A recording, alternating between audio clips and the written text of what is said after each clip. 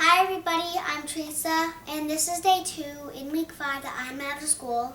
And I read you chapter 7 of Amelia, Bedelia Unleashed yesterday, so today I'll read you chapter 8.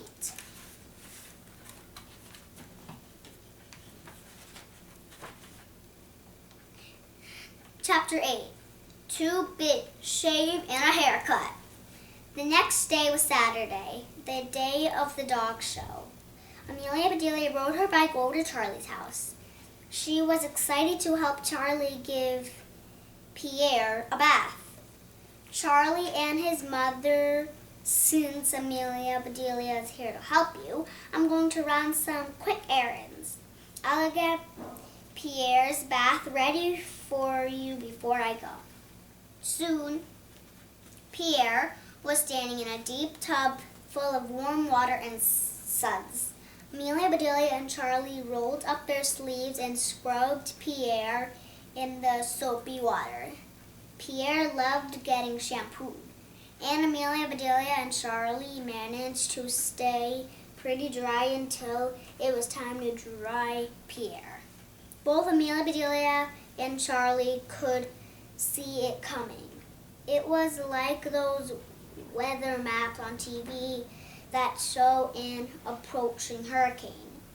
They were in the storm's path and were going to get soaked.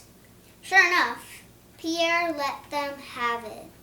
After 1 second of shaking, they were drenched. The only thing they could do was holler and shriek and dance around and laugh a lot. "Charlie," yelled Amelia Bedelia, "you look like you just ran through 100 sprinkles for an hour. You look like you fell into the world's biggest swimming pool," yelled Charlie. Then, starting with his head and moving down to his rear end, Pierre shook himself one last time just to be sure they were totally soaked. Still laughing, Amelia, Bedelia, and Charlie let Pierre out to the back deck. They worked in the sunshine, squirting conditioner into Pierre's coat and rubbing it with their fingers. "Let's start brushing him," said Charlie. "Fun," said Amelia Bedelia. She grabbed a nearby brush from a dustpan. When she began to brush Pierre with it, Charlie laughed.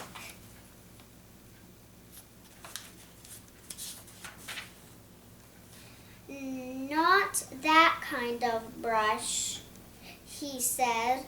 "You'll get him dirty again. Use one of these special dog brushes." Amelia Bedelia loved brushing Pierre.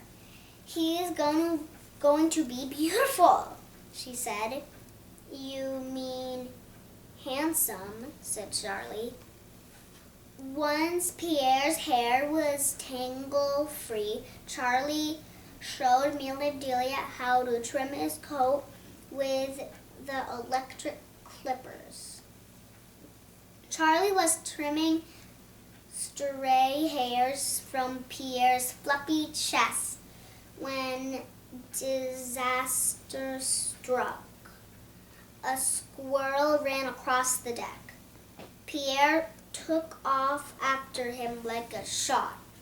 He ran right over to Charlie, who was still holding the whirling clippers. Charlie hit the deck. "No, Pierre!" he shouted. "Heel! Wait! Come back! If you get dirty, you'll have to take another bath." Pierre was an obedient dog, and besides, the squirrel had already scrambled up a tree. Pierre trotted back to Charlie and sat down again. That's when Amelia and Bedelia noticed a long strip of fluffy white fur on the deck. "Hey, Charlie, where did this come from?" she asked. There was only one place it could have come from: Pierre's beautiful prize-winning coat. Charlie kneeled in front of Pierre. "Oh no!" "Uh-oh," he said. It looked as though a lawnmower had cut a swath through a pretty flower bed. "Oh boy," said Charlie. "Boy, oh boy, oh boy. This is not good at all." He took the fluffy patch of hair from Amelia and Bedelia and tried to push it back into place. It didn't work. "We need tape or something," said Amelia and Bedelia, "or paste, or a glue stick." They tried everything. Nothing worked. "Boy, oh boy," said Charlie. "I am doomed." Pierre sat patiently. Perhaps he realized that he was partly to blame, but now as he watched a puff of fur that used to be his beautiful pom-pom blow across the deck like a tiny tumbleweed, the situation began to sink into him too. Amelia and Bedelia thought that if ever an animal were going to speak, it would be now. Pierre cocked his head and stared directly at them. His eyes said, "You've got to be kidding me. I trusted you to take care of me, and this happens." "Woof!" Charlie stared, packing back and forth across the deck, repeating, "Boy, oh boy," and tugging his own hair. "I know," said Amelia and Bedelia. "Let's look in the kitchen. There's probably something there that would work." They searched through the kitchen drawers until Amelia and Bedelia found some twisty ties. She headed back to the deck to try them on Pierre, while Charlie kept looking for possible solutions. "Charlie!" yelled Amelia and Bedelia. Your problem is gone."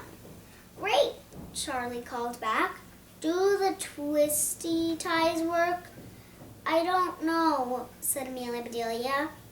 "Pierre is gone. Vanished."